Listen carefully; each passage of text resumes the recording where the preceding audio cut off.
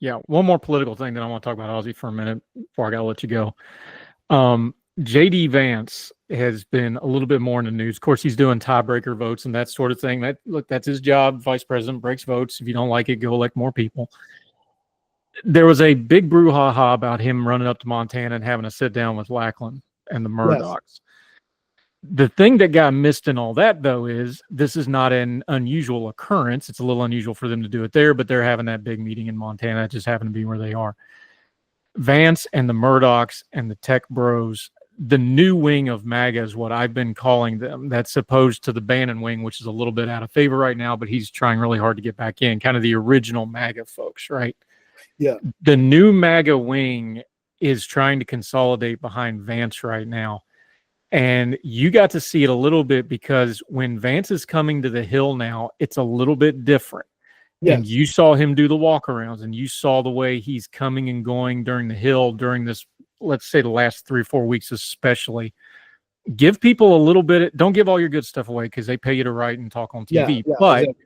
Give people a little bit of insight that there's a shift here, and the way JD Vance is acting towards his former colleagues, that there's stuff going on there that needs to be paid attention to. He is, for lack of a better term, much more deferential than he was. I think it's important to remember that when JD Vance... He's being nice. I don't like JD Vance. He's a jackass. Yes. But he is being he's on his best behaviors the way it got explained to me from a source. He's like, man, it's like a whole different guy walking around Congress last couple of weeks. Is that a fair way to say it? Can I just lay that on the table? It is. You know, when he was a senator, he rubbed a lot of people the wrong way. He irritated a lot of people. Now, look, he still has his Twitter persona where he fights with random accounts with 30 followers. He still does that stuff.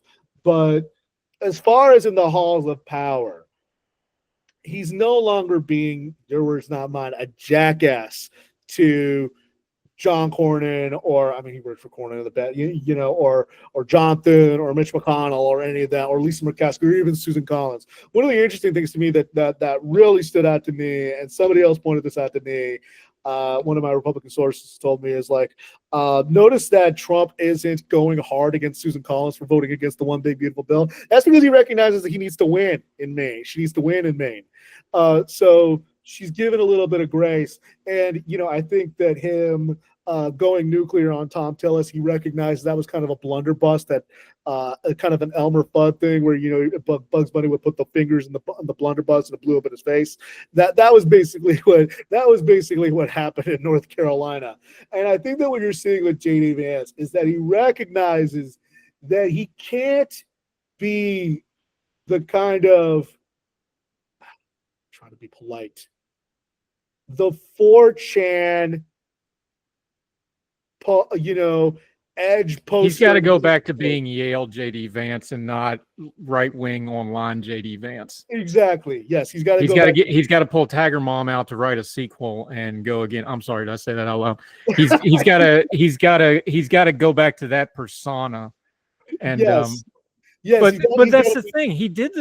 He was a moderate when that book came out, and everybody knows I hate the book, so bias on the table.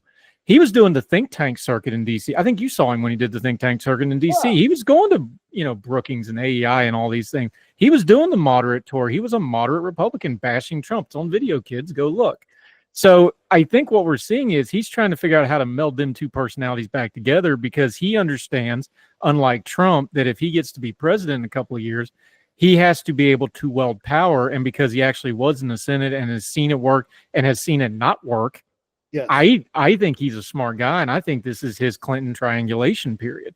It very much is. And, you know, I think that he recognizes, you know, what was funny was I did a piece last year after Trump named him to be his running mate. I talked with a lot of Democrats. And for those who don't understand, yes, the Senate is very partisan, just like everybody feels, oh, surprise, kids. But the Senate is also still the club of 100, and people don't talk mess about each other. They don't trash each other. But the number of Democrats I talked to who were bitterly disappointed after trying to work with JD Vance was across the board. Everybody from Elizabeth Warren to Ron Wyden to Tim Kaine to John Fetterman. everybody. Cory Booker and him had a thing. Yeah, he and Cory Booker had a thing. They was just like, no matter how much Democrats tried to work with this guy, because I think they were really interested. They felt, hey, this is a Republican who cares about the white working class. Maybe we could do something, you know? And it just didn't work. Nothing got off the ground. And, you know, if you remember when Murkowski and Collins endorsed Nikki Haley, he said something to the effect of, I've got a long memory, and anybody who tries to stop Trump, I'm going to remember. And now he recognizes, oh, wait, those are the swing votes. I need to be nice to them. And, you know, he spent a lot of time trashing Mitch McConnell, even though he might want to win South Carolina at some point. I hear tell that's kind of an important state. Yes. You know, Mitch McConnell's on his last legs right now, but guess what? That man still has a war chest, you know, and he spent years talking mad about Mitch McConnell, even though Mitch McConnell spent $40 million getting him elected in Ohio. So, you know, he recognizes that, wait, I need to be nice to John Thune. I need to be nice to, you know, the appropriators. I need to be nice to your buddy Shelley Moore Capito. I need to play well with Tom Tillis, even if I don't necessarily like Tom Tillis. So